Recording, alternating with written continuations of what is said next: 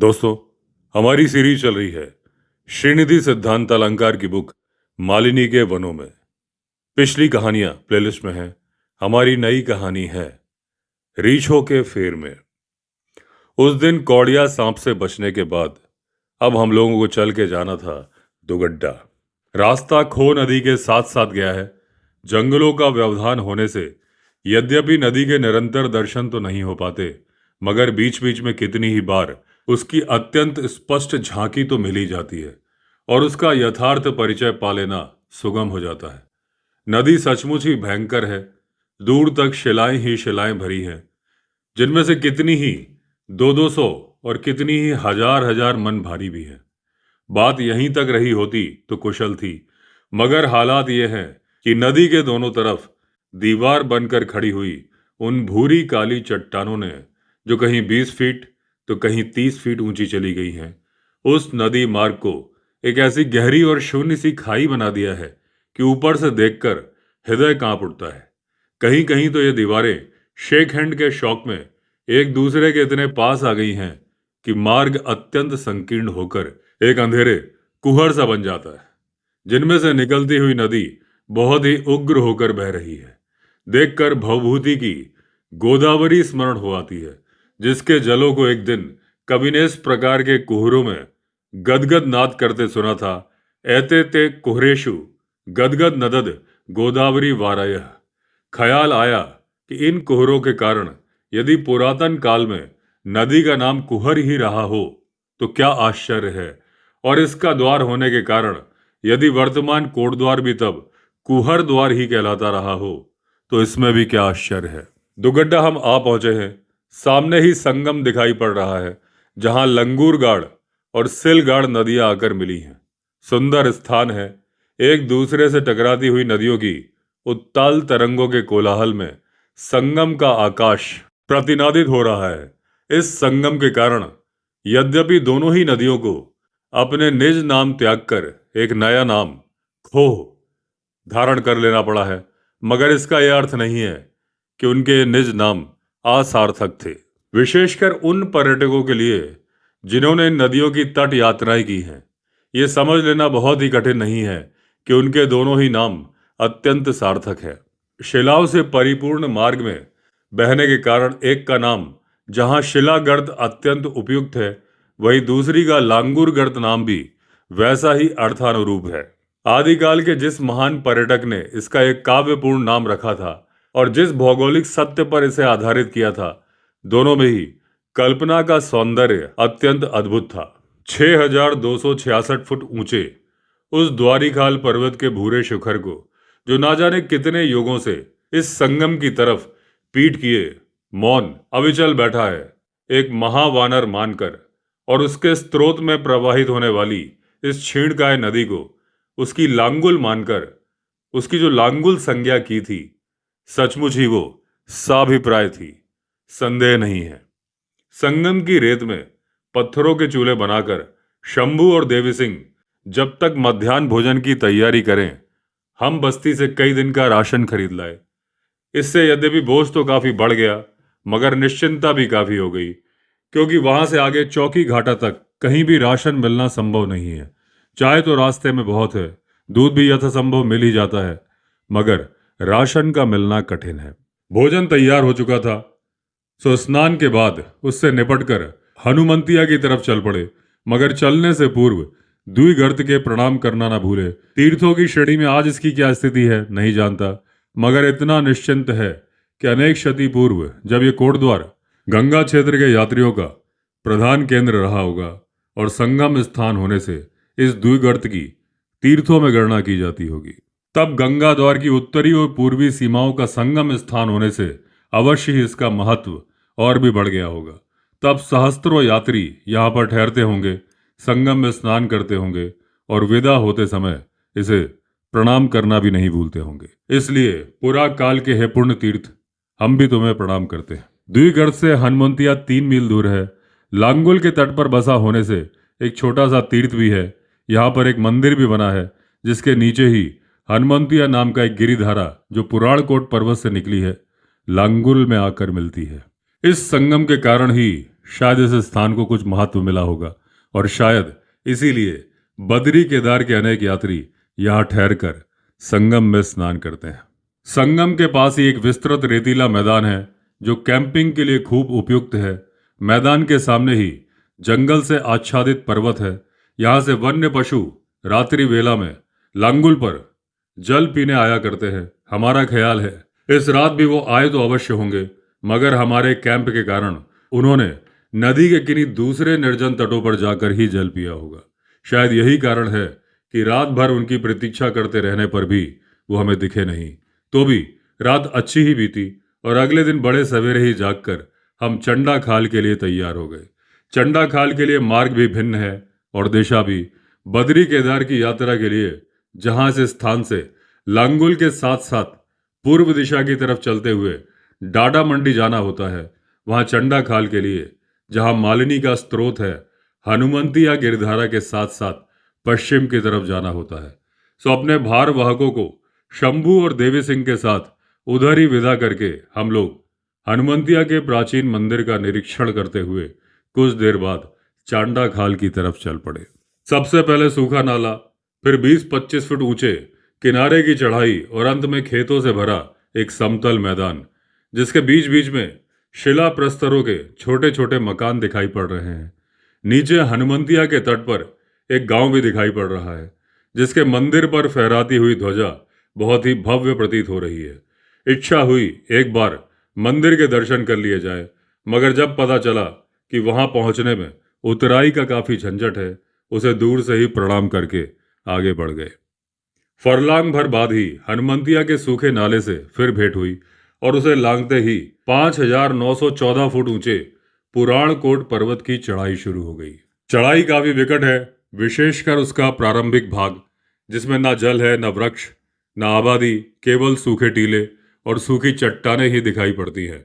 मगर आधा ही मील बाद मार्ग सरस उठा। पथ के दोनों तरफ खड़े हुए अतिथि वत्सल लता कुंज अपनी ओस भरी छायाओं में विश्राम का निमंत्रण देने लगे। फ्यूला के पीत पुष्प मुस्कुरा उठे और पथ के प्रहरी बनकर खड़े हुए पर्वतीय वृक्ष मूक स्वागत करने लगे। मगर इनसे भी बढ़कर है यहाँ के पंछी, जो ना जाने किसकी स्मृति में बड़े सवेरे से ही जागकर अपने संगीतों का अविराम प्रवाह जारी किए हुए हैं। उनके संगीतों से निकटवर्ती घाटियां मुखरित हो रही हैं। नीला आकाश का प्रत्येक कण स्पंदित हो उठा है। और यह है हमारा वो चिर परिचित निर्झर, जिसके शैशव में भी हमने पर्वत के इस वृक्ष से इसी तरह प्रवाहित होते देखा था। कौन जानता है कितनी शताब्दियों से यह यहाँ पर खड़ा होकर पथिकों का इसी तरह से आराधन कर रहा है। पुराण कोट की विकट चढ़ाई के बाद पथिकों को प्रथम बार इसी के पास पहुंचकर यथार्थ विश्राम मिलता है। उनकी थकान इसी के पास आकर मिटती है, प्यास इसी के पास आकर बुझती है और चढ़ाई का अवसाद भी इसी की शरण में आकर नष्ट होता है।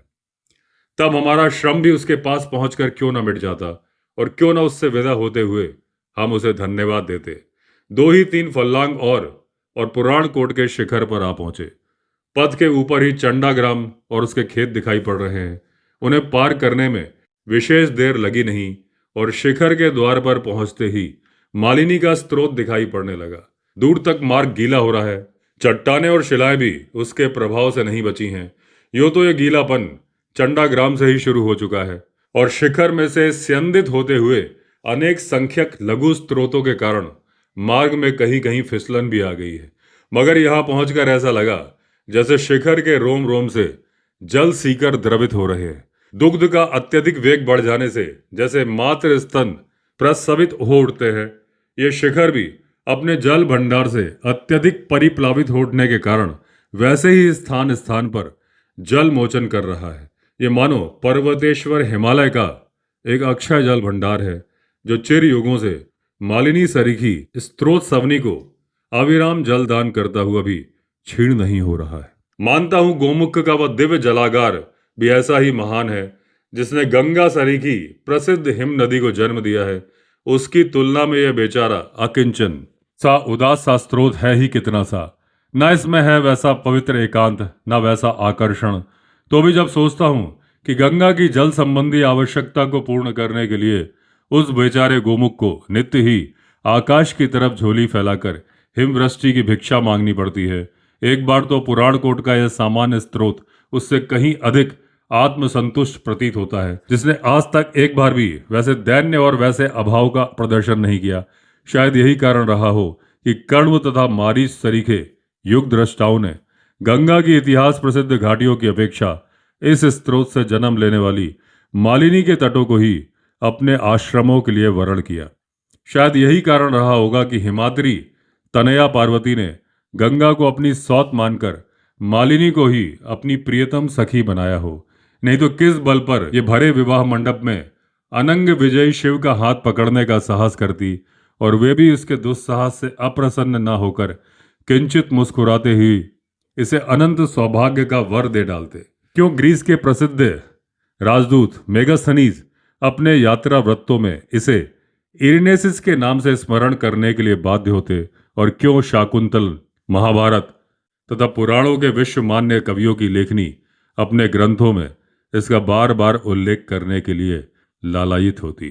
युग युग जियो हे महातपस्वी, जानता हूं उस पवित्र गंगा द्वार के तुम सर्वश्रेष्ठ स्रोत हो, जो चिर प्राचीन काल से इस एकांत में समाधिस्थ होकर अजस्त्र लोक कल्याण में प्रवृत्त हो रहे हो।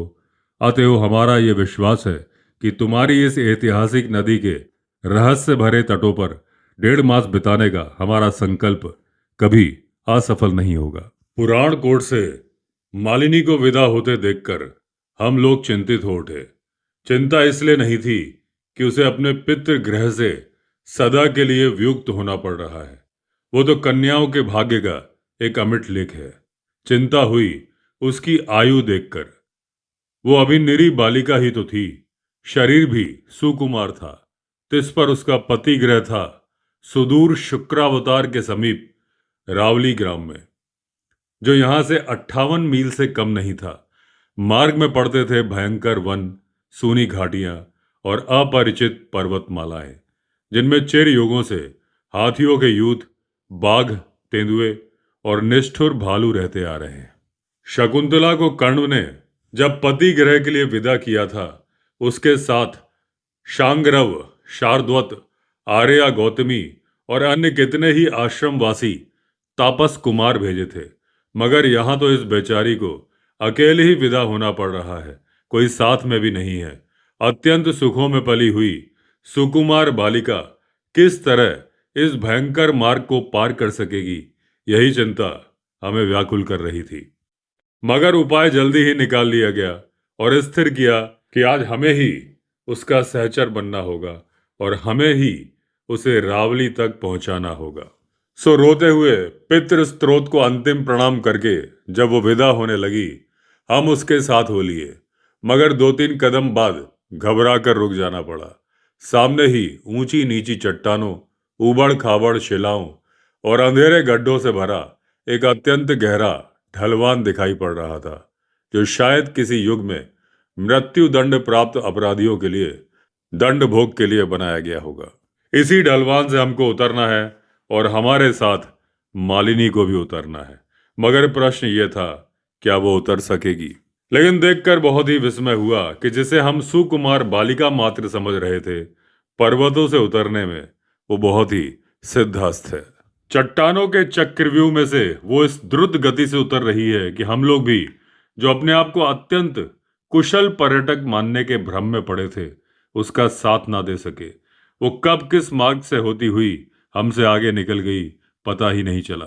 केवल इतना ही देखा कि उन चट्टानों में से बहुत ही संभल कर धीरे धीरे उतरते हुए हम लोग जब पूरे 35 मिनट के बाद नीचे पहुंचे, वो बडोल ग्राम की एक चट्टान के पीछे मौन खड़ी बहुत ही उत्सुकता से हमारी प्रतीक्षा कर रही थी। बात बहुत ही विस्मयजनक लगी, मगर तभी ख्याल आया कि इसमें विस्मय की तो कोई बात ही नहीं है। वो ठहरी इन घाटियों की अधिष्ठात देवता, साक्षात भगवती पार्वती की प्रिय सखी, जिसे शिव के वरदान से समस्त दैवी सिद्धियां प्राप्त हैं। उसके इस ढलवान से इतनी शीघ्र उतर जाने में आश्चर्य ही क्या था। लेकिन ये सब तो बहुत दिन पहले की बातें हैं, जब लगभग 32 वर्ष पूर्व मैं अपने साथियों के साथ मालिनी की प्रथम यात्रा पर इधर आया था। आज भला वो सब बातें यहाँ कहाँ। आज तो उस दिन का ढलवान सूखा ही पड़ा था। उन दिनों की तरह मालिनी आज उस पर से उतर नहीं रही, और ये बडोल गांव, इसका भी तो रंग रूप बदल गया है। उधर बाईं तरफ आज वो खेत दिखाई पड़ रहे हैं। उन दिनों बहुत ही सुंदर जंगल हुआ करता था, जिसमें बसने वाले वन्य पशु नित्य ही यहाँ बहने वाली मालिनी पर जल पीने आया करते थे। हिरण भी, शेर भी। मगर आज ना यहाँ पर मालिनी की धारा है, न जंगल, न वन्य पशु। सभी कहाँ चले गए पता नहीं चल रहा। चारों तरफ सूखी चट्टानें, सूखी रेत और सूखे टीले दिखाई पड़ रहे हैं। मुझे स्मरण है, इस सामने के ऊंचे तट पर देवता के आशीर्वाद सरीखी एक गुफा हुआ करती थी, जिसकी चिक्कड़ चट्टानों में से एक छोटा सा निर्झर निरंतर बहा करता था। मगर आज भी वहां केवल एक भग्न सी भित्ति खड़ी है, जो अपने बीते दिनों पर बूंद बूंद आंसू टपकाती शायद अनवरत रुदन कर रही है। और वह है मल्या गांव, जिसकी माल झाड़ लताएं अपने श्वेत प्रसूनों के सौंदर्य के लिए दूर दूर तक प्रसिद्ध थी। मगर आज वो कहाँ विदा हो गईं, कहाँ गईं वो लताएं, कहाँ गए उनके श्वेत प्रसून, अब कोई नहीं बताएगा। सामने ही हिमवत बंधुओं का स्वर्ग, वो 100 ग्राम दिखाई पड़ रहा है, जिसके सूखे मैदान में कभी हरियाले खेत हंसा करते थे। इसमें आज जहां रेत बिछी है, वहां कभी मालिनी की धारा बहा करती थी, और इसके तटवर्ती द्रुमों पर आतिथ्य प्रिय ग्रामवासियों की पुष्कल बलि से तृप्त हुए पर्वतीय वायस अर्ध निद्रा में विश्राम किया करते थे। हाय रे, कहाँ गए आज वो वृक्ष, कहाँ गए वो वन्य वायस, जिनकी स्मृति आज भी नहीं भूलती। उस एक वृद्ध शामली द्रुम के अतिरिक्त वसंत दिनों में, जिसकी लाल फूलों वाली डालियों में मधुलोभी पक्षियों का कलरव अब भी सुनाई पड़ा करता होगा, अतीत दिवसों का कोई भी प्रतिनिधि आज वहां पर दिखाई नहीं पड़ रहा। ऐसी ही इसकी हालत है। जुड्डा आ पहुंचे, जहां सुगंध बालाओं के दिव्य सौरभ से आकर्षित होकर मालिनी प्रथम बार पृथ्वी गर्भ से प्रकट हुई। प्यास लग रही थी। पुराण कोट के स्रोत के बाद कहीं भी मार्ग में पेयजल नहीं मिला था, सो इन सुगंधित क्यारियों से आधा मील आगे बढ़कर मालिनी के एक सुंदर तट पर जा पहुंचे, और 8-10 मिनट के विश्राम के बाद उसका स्वच्छ जल पीकर आगे चल पड़े। इच्छा तो हुई कुछ देर और ठहरे, मगर 2 बजने की सूचना देने वाली घड़ी ने हमें वैसा करने का परामर्श नहीं दिया। आगे का रास्ता सूना और निर्जन है, न गांव है न खेत, केवल मालिनी के दोनों तटों पर खड़े हुए हरे पर्वतों की शून्यता में मौन खड़े हुए वे ही चिर परिचित घने वन दिखाई पड़ रहे हैं। मगर अभी तो 2-3 मील दूर और चलना है, कहीं बीच में संध्या ना हो जाए। जल्दी जल्दी कदम बढ़ा रहे हैं, मगर ऐसी यात्राओं में निर्बाध गति से चलना हो ही कहाँ सकता है। आधा ही मील चले थे कि एक बार फिर रुक जाना पड़ा। रुक जाने का कारण था दाई तरफ की घाटी में से आता हुआ एक रहस्यपूर्ण सा स्वर, जिसे सभी को विस्मय में डाल दिया था। स्वर 2 ही बातों का संकेत कर रहा था। हिरणों के इस मिथुन काल में या तो कोई शंबर अपनी प्रेयसी को पुकार रहा है, या किसी हिंसक पशु को देखकर उसका गला इस तरह से रुंध गया है कि उसमें अब स्पष्ट बोलने की शक्ति ही नहीं रही है। जो भी हो, कारण जानने की उत्सुकता तो बढ़ गई थी, सो मालिनी की उथली धारा को लांघकर बहुत ही दबे पांव उधर चल दिए जिधर से वो आवाज आ रही थी। नदी की रेत को पार करते ही एक छोटा सा जंगल मिला, जिसमें वृक्षों की एक घनी पंक्ति एक सिरे से दूसरे सिरे तक चली गई थी। शायद इसके पीछे से ही वो आवाज आ रही थी। बहुत ही संभल कर चलते हुए, ताकि आहट ना हो, हम जैसे ही इस पंक्ति को पार करने लगे, स्तंभित रह जाना पड़ा। बिना सींग की एक शंबर हरणी चट्टान की ओट में खड़ी है, और उसकी पिछली टांगों में लिपटा हुआ एक भूरा सांप उसके छोटे छोटे थनों से इस तरह मुंह लगाए है जैसे शायद उसका दूध पी रहा हो। मगर आश्चर्य यह था कि हरणों के मुंह पर भय का चिन्ह नहीं था। यद्यपि टांगों के बंधे रहने उसके लिए भाग निकलना तो संभव नहीं था, तो भी लगता था कि इस कारण वह किसी प्रकार की विवशता का अनुभव नहीं कर रही, जैसे यह उसकी दैनिक वृत्ति रही हो। कभी किसी से एक बार सुना तो था कि एक विशेष जाति के सांप गायों की टांगों से लिपटकर उनका दूध पी जाते हैं, मगर विश्वास नहीं किया था। निरंतर 35 वर्ष से जंगलों में घूमता आ रहा हूं, और अनेक प्रकार के भयंकर दृश्य भी देखने को मिले हैं, मगर ऐसा पहली बार ही देखा था। जंगली सांप हिरणी का दूध पी रहा हो। दृश्य एक विशेष प्रकार की भयंकरता से भरा था। वैसे ना तो सांप ही भयंकर था, ना हिरणी ही, मगर उन दोनों के इस अप्रत्याशित सम्मिलन में कुछ ऐसा रहस्य भरा था, जिसके कारण समूची घाटी में एक विशेष प्रकार के भय की सृष्टि हो उठी थी। हर तरफ ऊंचे पर्वत थे, दूसरी तरफ सघन वृक्ष पंक्ति से घिरे रहने के कारण घाटी में समय से पूर्व ही छुटपुटी संध्या उतर आई थी, और उसके कारण वो अपरिचित स्थान कुछ ऐसा लग रहा था जैसे मालिनी का वन न होकर वो कोई अज्ञात मायालोक रहा हो, जहां की प्रत्येक वस्तु अवास्तविक और रहस्यमय रही हो। वहां की चट्टानें और वृक्ष अवास्तविक ही लग रहे थे। हिरणी और सांप भी वास्तविक नहीं जान पड़ रहे थे।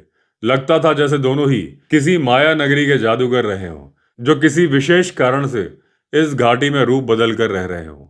पग पग पर आशंका हो रही थी कि कहीं हमारी आहट सुनकर वो अपना वास्तविक रूप धारण करके हमारे सामने ना आ खड़े हों और जादू के बल पर हमें कुछ का कुछ ना बना दें। इसलिए हम यद्यपि बहुत सतर्क होकर ही खड़े थे और जरा भी आहट ना होने देकर उस रोमांचकारी दृश्य को मौन रहकर ही देख रहे थे।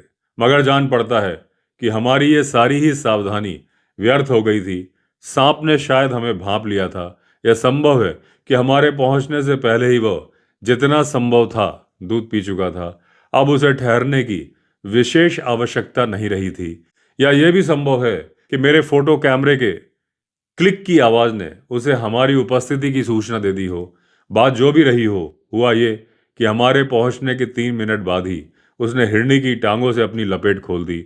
एक ही कूद में पास के झुरमुटों में गायब हो गया, और उसके ठीक बाद हिरणी भी पीठ की खाल को एक विशेष प्रकार से हिलाकर और हमारी तरफ एक उड़ती सी नजर फेंक कर एक छलांग में उधर ही भाग गई जिधर सांप गया था। उसके ऊपर सांप का कोई घातक प्रभाव पड़ा था या नहीं, मालूम नहीं। उसका विष उस पर चढ़ा या नहीं, मालूम नहीं। वो जीवित बनी रही या नहीं, या विष के प्रभाव से मर गई, मालूम नहीं। ये सारे प्रश्न ऐसे थे कि उनके समाधान का हमें अवसर नहीं मिल सका। तो भी उसके जाने के बाद जहां वो खड़ी थी, वहां के एक छोटे से पौधे के एक पत्ते पर झाग की 1-2 बूंदें पड़ी देखकर यह समझना तो शेष नहीं रहा कि सांप केवल दूध पीने के उद्देश्य से ही उसकी टांगों से लिपटा हुआ था। प्रधान पात्रों के विदा हो जाने से रंगमंच सूना हो उठा था और नाट्यशाला में खड़े रहने का अब कोई लाभ नहीं था। तो एक बार फिर मालिनी के तट पर लौट आए और आगे चल पड़े। चल तो अवश्य पड़े, मगर घटना मन में से निकल नहीं रही। घूम फिरकर वही हिरणी और वही सांप सामने आ खड़े होते हैं। विपिन सांपों का विशेषज्ञ है, उससे ही पूछा, तुम्हें क्या इस घटना के पीछे किसी रहस्य का संदेह नहीं होता? कैसा संदेह? विपिन ने पूछा। मेरा मतलब है, घटना बाहर से जैसी दिख रही थी, तुम्हारे मन में भीतर से भी क्या वो वैसी ही थी? मगर विपिन शायद मेरे प्रश्न का अभिप्राय ठीक से समझ नहीं सका। समझा हेमंत ने।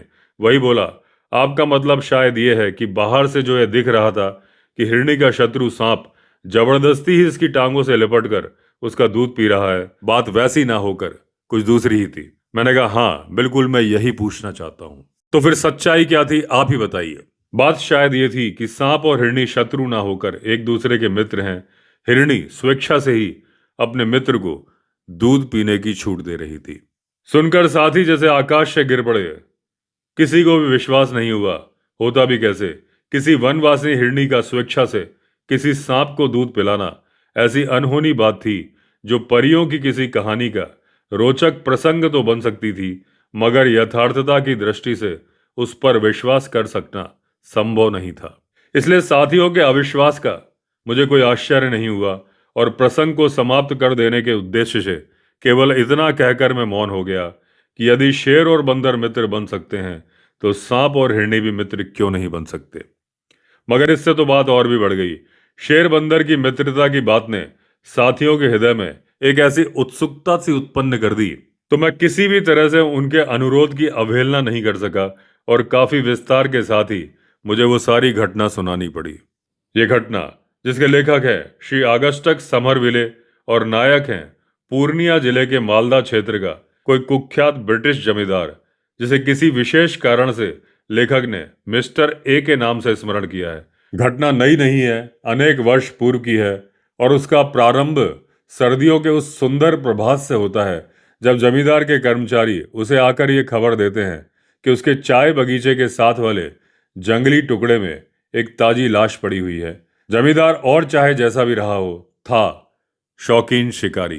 तो सुनते ही घोड़े पर सवार होकर घटना स्थल पर जा पहुंचता है और थोड़ी सी देखभाल के बाद लाश को ढूंढ निकालता है। इसके बाद क्या हुआ लेखक जमींदार के शब्दों में इस प्रकार कहता है। लाश कटड़े की थी, जो काफी विकृत होने पर भी बहुत कम खाई गई थी, जिससे पता चलता था कटड़ा अभी हाल ही में मारा गया है और खाने का अवसर ना मिलने के कारण शेर को उसे उसी हालत में छोड़कर चले जाना पड़ा है। लाश के पास खड़े होकर चारों तरफ दृष्टि डालने से मुझे एक ऐसा वृक्ष दिखाई पड़ा जिस पर मचान बांधी जा सकती थी, मगर अधिक दूर होने से वो मेरे मतलब का नहीं था। तो मैंने गड्ढा खोदकर उसमें ही बैठने का निश्चय किया। भाग्य अच्छे थे, लाश से लगभग 20 फुट दूर मुझे एक ऐसा गड्ढा मिल गया जिसे यदि थोड़ी सी और कटीली झाड़ियों से घेर दिया जाता तो छिपकर बैठने का एक आदर्श स्थान बन जाता।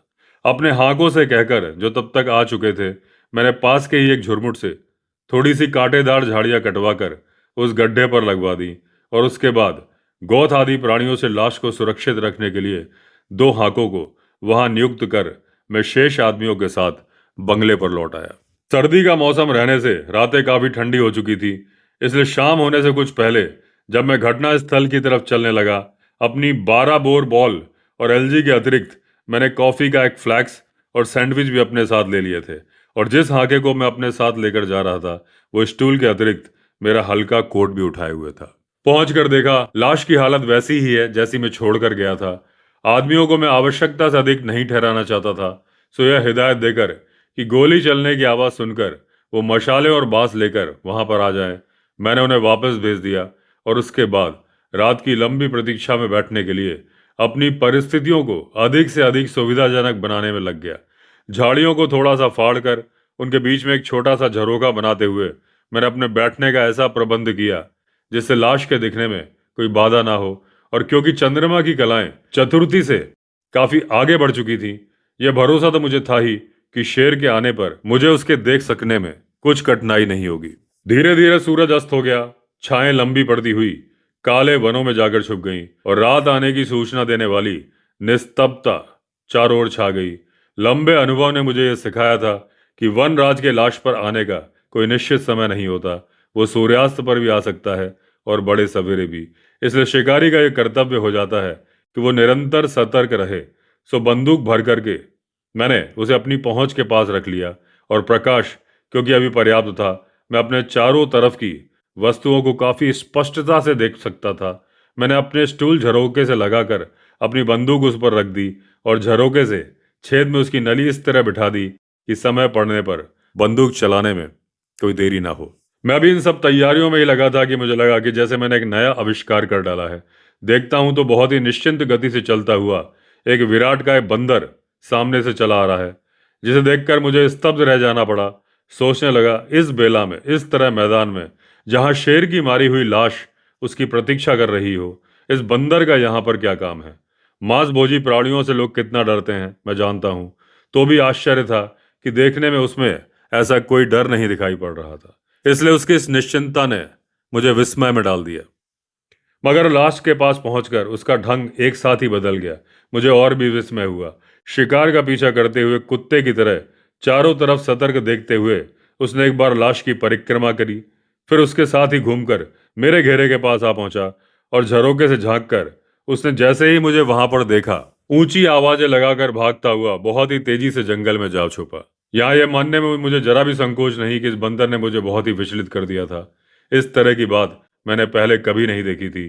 तो इस पर, इस बेला में और ऐसे स्थान में उसकी उपस्थिति तो मेरी उस सम्मति से एकदम विरुद्ध थी जो इस जाति के संबंध में मैंने बनाई हुई थी। विदा होने से पहले उसने मनुष्यों के से जिस ढंग से मेरा पता निकाला और झरोके से झांक कर जिस तरह से मुझे देखा, वो सब इतना धूर्ततापूर्ण था कि मैंने तुरंत ही इस स्थान को छोड़कर किसी दूसरे स्थान पर जाकर बैठने का फैसला किया। ऐसे बैठने योग्य स्थान की खोज में जब मैं चारों ओर दृष्टि डाल रहा था, मेरी दृष्टि उसी झुरमुट पर जा पड़ी जहां से कांटेदार झाड़ियां कटवाकर मैंने अपने इस घेरे में लगवाई थी। मुझे लगा जैसे मेरे मतलब के लिए वह स्थान बहुत उपयुक्त है। सो तुरंत ही अपनी बंदूक और दूसरा सब सामान संभाल कर मैं उधर भाग पड़ा। वहां की कटीली झाड़ियों में प्रवेश पा सकना यद्यपि काफी कष्टप्रद जान पड़ा, मगर जैसे तैसे मार्ग बनाता हुआ मैं अंत में एक ऐसी जगह पर जा ही पहुंचा जहां थोड़ा सा खाली स्थान दिखाई पड़ रहा था। वहीं पर अपना स्टूल रखकर मैं तुरंत अपनी शेष रात बिताने की तैयारी में लग गया। मगर अभी 10 मिनट से अधिक हुए ना होंगे कि ठीक उसी तरफ से जिधर वो बंदर गया था, एक शेर अचानक ही उछलकर बाहर निकला और मैदान पार करके बहुत ही क्रोध से दहाड़ता मेरे उसी घेरे पर, जिसे मैं भी हाल ही में खाली करके आया था, टूट पड़ा। थोड़ी देर तक तो मुझे उसकी दहाड़े और घेरे की झाड़ियों पर झपटने की आवाजें सुनाई पड़ती रही, मगर बाद में एकदम सन्नाटा छा गया और उसके थोड़ी देर बाद झाड़ियों में से निकलकर जब वो घेरे के द्वार पर आकर खड़ा हुआ तो मुझे लगा जैसे वो बहुत ही निराश और सोच में पड़ा हुआ है। लगता है जैसे गड्ढे में से शिकारी के सहसा गायब हो जाने की बात उसे बहुत असमंजस में डाले हुए। मगर मैंने उसे विचारने का अधिक समय नहीं दिया। मैं जहां बैठा था वहां से उसका सर और कंधा एकदम साफ नजर आ रहे थे, तो मैंने निशाना साधकर तुरंत गोली छोड़ दी। दूरी अधिक नहीं रहने से निशाना चूकने की तो कोई संभावना थी नहीं, इसलिए गोली उसे ही लगी। एक साथ बिदक कर पहले तो वो आकाश में उछला, फिर घेरे से थोड़ी दूर गिरकर कुछ देर तक तड़पने के बाद ठंडा हो गया। मगर इतना सब हो जाने पर भी मैं अपने को विपत्ति में डालने के लिए तैयार नहीं था। उसके संपूर्ण जीवन चिन्हों के पूरी तरह समाप्त हो जाने की प्रतीक्षा करने के बाद ही मैं अपने स्थान से बाहर निकला और मिट्टी का ढेला फेंकने के बाद जब मैंने उसमें किसी तरह की प्रतिक्रिया नहीं पाई, तभी उसके पास जाकर खड़ा हो सका।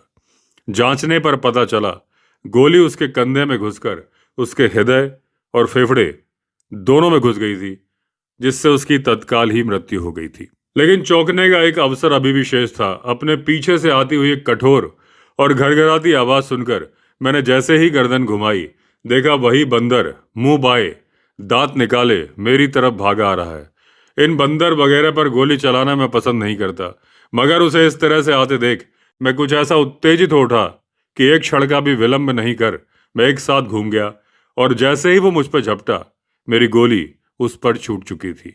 मेरा ख्याल है बंदर धरती पर गिरने से पहले ही मर गया था, मगर आश्चर्य यह हुआ कि गिरकर भी उसने करुणा और वेदना से भरी एक ऐसी चेष्टा की जिससे एक साथ उछलकर वो शेर की लाश तक पहुंचने में, जो शायद उसकी अंतिम इच्छा थी, सफल हो गया। परंतु घटना का अंत यहीं पर नहीं हो जाता। इसका उपसंहार और भी विस्मयजनक है। काउंटिंग के लिए मैंने जिस टैक्सीडर्मिस्ट के पास इस शेर का सिर और खाल भेजी थी, कुछ सप्ताह बाद उसका एक पत्र मुझे मिला जिसमें लिखा था, शेर के सिर में दिखाई पड़ने वाली कतिपय खराबियों को देखकर मैं इस परिणाम पर पहुंचा हूं कि वो जन्मांध था। विवाद का आरंभ यहीं से होता है। प्रश्न उठता है कि क्या बंदर शेर के आक्रमणों का नेतृत्व करता था, और उस स्मरणीय शाम को क्या यथार्थ में ही उसने शेर को यह सूचना दी थी कि मैं गड्ढे में छिपकर बैठा हूं।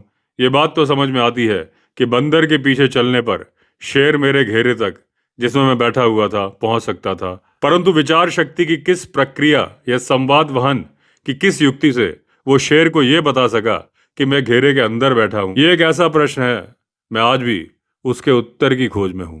घटना इतनी थी और उसे सुनाकर जब मैं चुप हो गया, सभी कुछ क्षणों तक मौन बने रहे, जिससे मैं इस परिणाम पर पहुंचा कि उसके करुणा भरे प्रसंगों ने शायद सभी पर काफी प्रभाव डाला है, मगर तरुण कुछ विशेष भावुक है।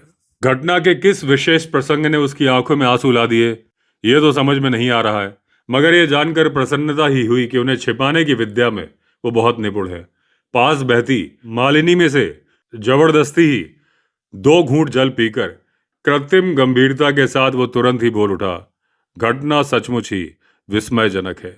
मैंने कहा, उसका सर्वाधिक विस्मयजनक भाग है बंदर और शेर की मित्रता, जो इतनी प्रगाढ़ थी कि एक की मृत्यु का संवाद सुनकर दूसरे ने उसका अनुगमन करने में क्षण भर का भी विलंब नहीं किया। जहां जाति एक हो वहां ऐसे मैत्री बंधन विशेष आश्चर्यजनक नहीं लगते, मगर आश्चर्य तब होता है जब मैत्री 2 विरुद्ध जाति वालों के मध्य में हो, विशेषकर पशु जगत में। शेखर ने कहा, ऐसी एक घटना मुझे भी इस समय याद आ रही है, जो शायद मैंने बर्नार्ड जी एलिसन की the prince of Wales sport in India में पढ़ी थी। घटना का प्रारंभ श्री जी ओब्रीन की उस शिकार यात्रा से होता है जब एक रात को, जबकि वो अपने भोजन गृह में बैठे थे, एक बग्घा यानी कि लकड़ बग्घा उनके कैंप में आ निकलता है, जिसके साथ एक गीदड़ भी है। धुंधली चांदनी चारों तरफ फैली है और उसके मंद प्रकाश में उसके शिकारी और दूसरे सभी कर्मचारियों ने बहुत ही स्पष्ट रूप से लक्ष्य किया कि गीदड़ छाया की तरह लकड़बग्गे के पीछे चल रहा है। उसके शिकारी ने जब यह समाचार साहब के पास पहुंचाया, रसोई घर की तरफ जाकर उसने तुरंत ही उस पर गोली चलाई, मगर निशाना चूक जाने से लकड़बग्गा और गीदड़ दोनों ही भाग गए। गीदड़ क्योंकि काफी चतुर होता है, शायद उसने लकड़बग्गे को दोबारा कैंप की तरफ ना जाने की सलाह दी हो, मगर उस मूर्ख पर चढ़ा हुआ था साहब के कुत्तों का लालच, जिनमें से एक को वो खा भी चुका था। सो मित्र की सलाह नहीं मानकर वो जैसे ही घंटा भर बाद फिर कैंप की तरफ आया, सतर्क बैठे हुए साहब की गोली ने उसे तुरंत ही ढेर कर दिया। श्री जी ओब्रीन का कथन है कि उन्होंने ऐसे शेरों के संबंध में तो अवश्य पढ़ा है जिनके साथ गीदड़ सेवक के रूप में रहता था, मगर लकड़बग्गा और गीदड़ भी मिलकर शिकार करते हैं, ये पहली बार ही देखा। आनंद हम लोगों के पीछे रह गया था। शेखर की इस घटना को सुनते ही तुरंत दौड़कर साथ आगे मिला और बोला, शेर की शिकार यात्राओं में गीदड़ का उसके साथ सेवक के रूप में रहना, इस बात को तो मैं समझता हूँ। सर्वप्रथम पंचतंत्र की जंगल कहानियों में भी इसका उल्लेख मिलता है। लेखक के निरंतर जंगल पर्यटनों का अनुभव रहा होगा। सुनकर हेमंत मुस्कुरा उठा कि पंचतंत्र के लेखक ने तो अपनी जंगल कहानियों में शेर और बैल की मैत्री का भी उल्लेख किया है। उसे भी क्या सत्य मानना होगा? उत्तर मैंने दिया। मैंने कहा, मानने के लिए किसी को बाधित तो अवश्य ही नहीं किया जा सकता हेमंत, मगर जिन्हें इस स्थापना की सत्यता में संदेह हो उन्हें यह तो बताना ही होगा कि इनमें से कौन सी बात अविश्वसनीय प्रतीत होती है। यदि शप भोजी बंदर और नरभक्षक शेर में मैत्री हो सकती है, तो शप भोजी वृषभ और मांस भोजी शेर में मैत्री क्यों नहीं हो सकती? खैर जाने दो, ये सब तो अपने अपने विश्वास की बात है, और इसी विश्वास के आधार पर मेरा यह अनुमान है कि यदि मालिनी के वन में रहने वाले ये दोनों सांप और हिरणी एक दूसरे के मित्र रहे हों तो कोई आश्चर्य नहीं है। बातें करते करते हम कितना मार्ग तय कर आए थे पता ही नहीं चल रहा था।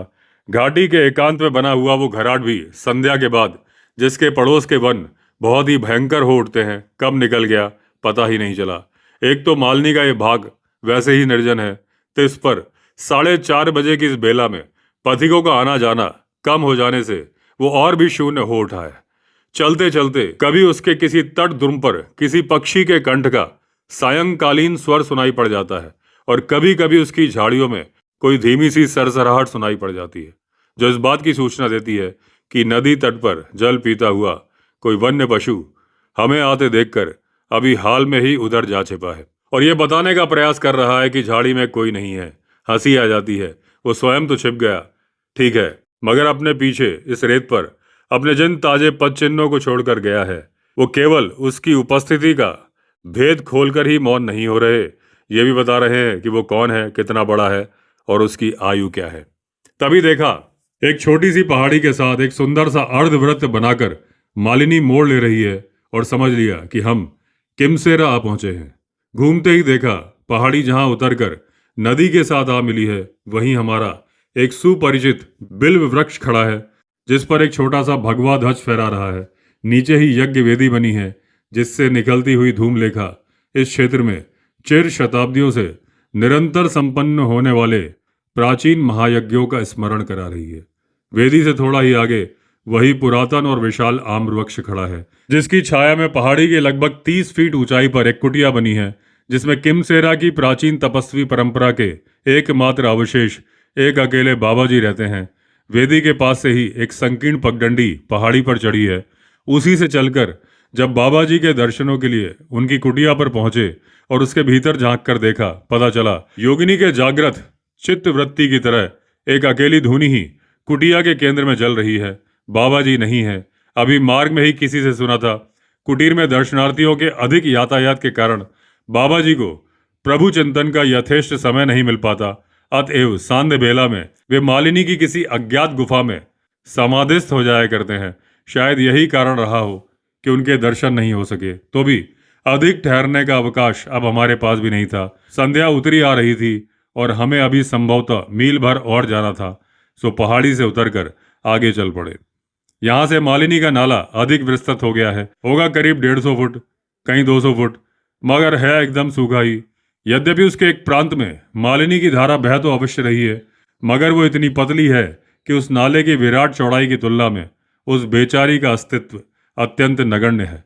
इसी सूखे नाले के बीच में बाबा जी की कुटिया से लगभग 5 फरलांग दूर एक टीला दिखाई पड़ता है, जो ऐसा लगता है जैसे किसी ठेकेदार के मजदूरों द्वारा मालिनी की 8-8 फुट गहरी मिट्टी निकाल देने के बाद उसे माप चिन्ह के रूप में छोड़ दिया है। लेकिन इस समय उस टीले की तरफ हमारा जो ध्यान विशेष रूप से आकर्षित हो रहा है वो उसके इस माप चिन्ह सरीखे रूप के कारण नहीं, बल्कि श्याम और विपिन के लिए, जिन्होंने इस टीले पर ही हमारी प्रतीक्षा करनी थी।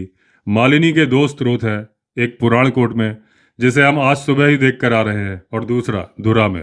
धुरा के स्रोत से जो धारा निकलती है इस टीले से लगभग 2 फरलांग नीचे उसका मालिनी में संगम हुआ है।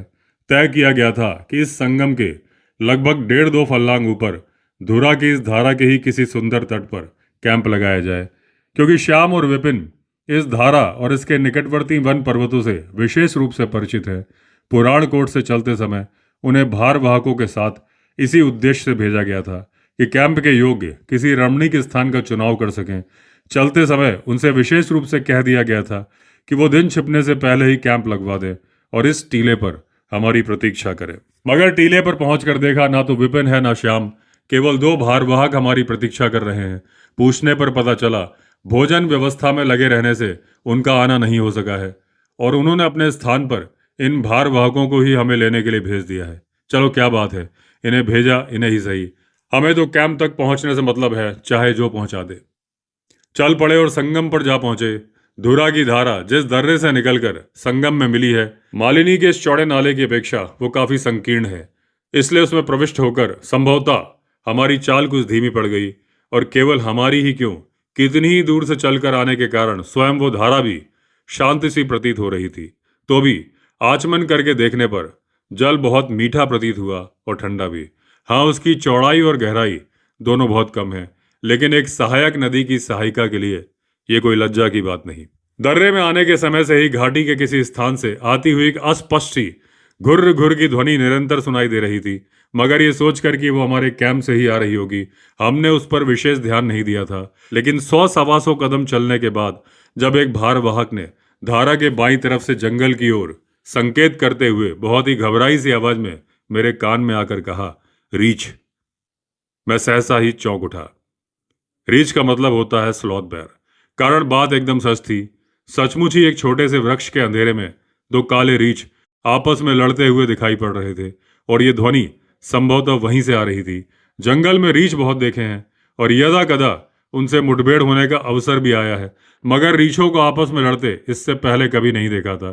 तो अभी यह तो मैं जानता हूं कि इनके लिए सब मामूली बातें हैं, विशेषकर इस मौसम में जब तिमला, बेर, आंवले और बांज के वृक्ष फलों से लद उठते हैं। ये प्रायः उन्हें ही खाने के लिए रात को निकलते हैं।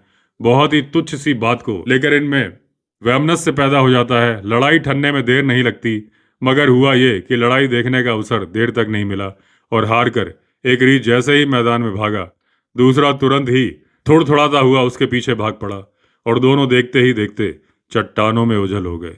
मगर इससे तो खतरा और भी बढ़ गया। भारवाहक ने बताया, रीछ जिन चट्टानों में ओझल हुए हैं, हमारे कैंप का रास्ता वहीं से गुजरा है, इसलिए खतरा तो स्पष्ट ही था। रीछ आपस में लड़ रहे हैं, ये सोचकर निश्चिंत हो जाना स्वयं को धोखा देना था। मनुष्य से उनका इतना सहज बैर है कि उस पर झपटने का आनंद लेने के लिए उन्हें अपना विरोध भूल जाने में क्षण भर का भी विलंब नहीं लगता। इसलिए आगे के मार्ग में जो शायद एक फल्लांग और रह गया था, बहुत ही सतर्क रहकर चलने की आवश्यकता थी। 18-20 गज तक तो कुछ भी नहीं हुआ, सब ठीक चलता रहा। मगर इसके बाद जैसे ही मैं आगे बढ़ा, क्योंकि मैं ही सबसे आगे था, एक छोटी सी चट्टान दिखाई पड़ी जिसके पास 2-4 छोटी छोटी झाड़ियां लगी थी। मैं जैसे ही उनके पास से गुजरा, 2-3 जंगली तीतर जो शायद उन झाड़ियों में ही कहीं सो रहे थे, हमारी आहट पाकर एकदम जाग उठे थे और इस तरह से चीखते हुए भागे कि उनकी आवाजों से समूची घाटी गूंज उठी। तीतर की आवाज सामान्यतया भयंकर नहीं होती, काफी मीठी ही होती है, मगर उस दिन उस सन्नाटे की रात में वो कुछ ऐसी भयंकर लगी कि एक बार तो सभी का दिल दहल उठा। लगा जैसे कोई बहुत ही भयंकर जानवर बोल रहा है। आवाज सुनकर एक संदेह मेरे मन में तुरंत ही जाग उठा।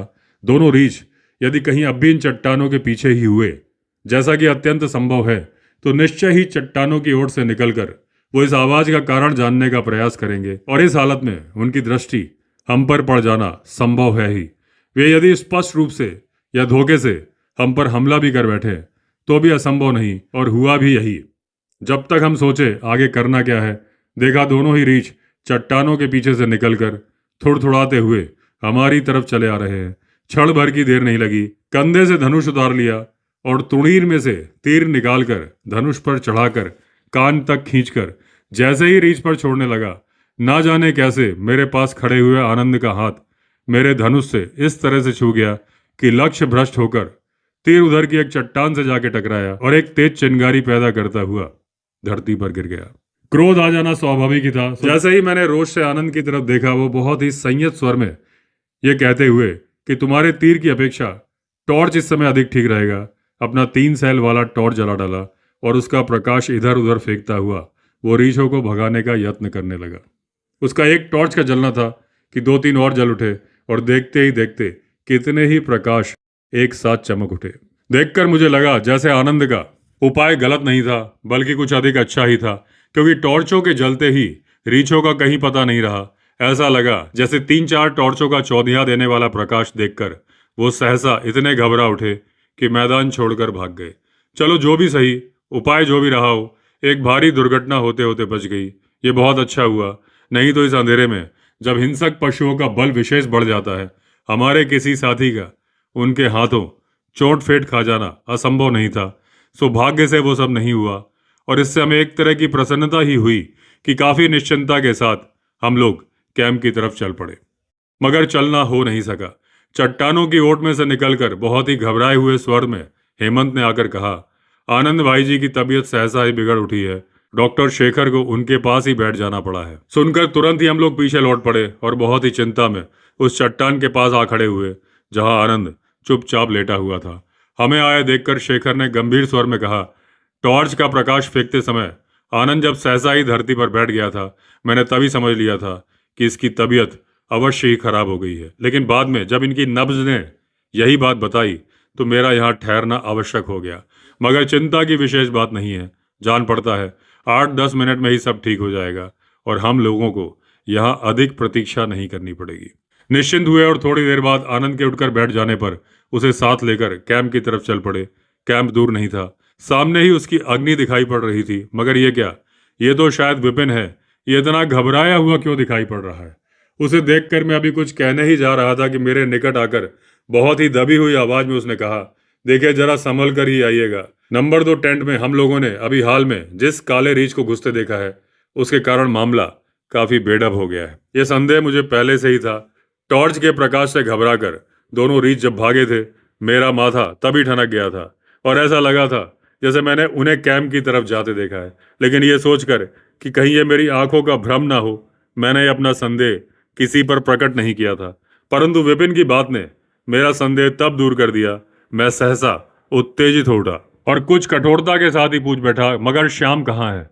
उसके कानों में क्या ये खबर अभी तक नहीं पड़ी है जो वो अब तक दिखाई नहीं पड़ रहा है? रीछ का समाचार उसे दे दिया गया है और वो भी रसोई घर से आ ही रहा होगा। विपिन ने दबी हुई आवाज में कहा। समाचार सचमुच कैंप में फैल चुका था और मैं जब तक पहुंचा, शंभू, देवी सिंह और भारवाहक सभी 2 नंबर टेंट को घेर कर खड़े हो चुके थे। सो घटना स्थल पर पहुंचकर सबको चुप रहने का आदेश देकर और प्रकाश फेंकने का भार शेखर और तरुण को सौंपकर कुल्हाड़ी संभालकर मैंने जैसे ही टेंट का पर्दा हटाया, चौंक कर एकदम पीछे हट गया। टेंट में रीछ नहीं था, केवल श्याम दोनों हाथ जोड़े खड़ा था। तुम, मेरे मुख से निकल पड़ा। मामला इतना अप्रत्याशित था कि कुछ क्षणों तक मैं कुछ कह ना सका, लेकिन जल्दी ही अपने आप को संभाल कर पूछ बैठा, तुम यदि सचमुच में श्याम हो तो तुम्हारा ही तो हमसे उस टीले पर मिलने का वायदा था, तो तुम वहां क्यों नहीं आए? बहुत ही विनम्र होकर उसने कहा, वायदा तो अवश्य था, उसके अनुसार हमने आपसे मार्ग में मिलने की चेष्टा भी की थी। मगर क्या जी? मैंने उत्तेजित स्वर में पूछा। मगर तीतर वाली झाड़ियों में से तुम्हारे धनुष से छूटे हुए तीर ने हमें वैसा नहीं करने दिया और चट्टानों के पीछे छिपते हुए हमें यहाँ आने के लिए बाधित होना पड़ा। विश्वास ना हो तो विपिन से पूछ सकते हो, वो अब भी मेरे साथ ही था। विपिन कब टेंट में घुस आया पता ही नहीं चला, मगर आते ही उसने जब सैनिक मुद्रा में खड़े होकर फौजी प्रणाम किया, बाहर खड़े हुए सभी साथी कहकहा लगाकर हंस पड़े और उसने हंसते ही मेरे सामने सारा मामला स्पष्ट कर दिया।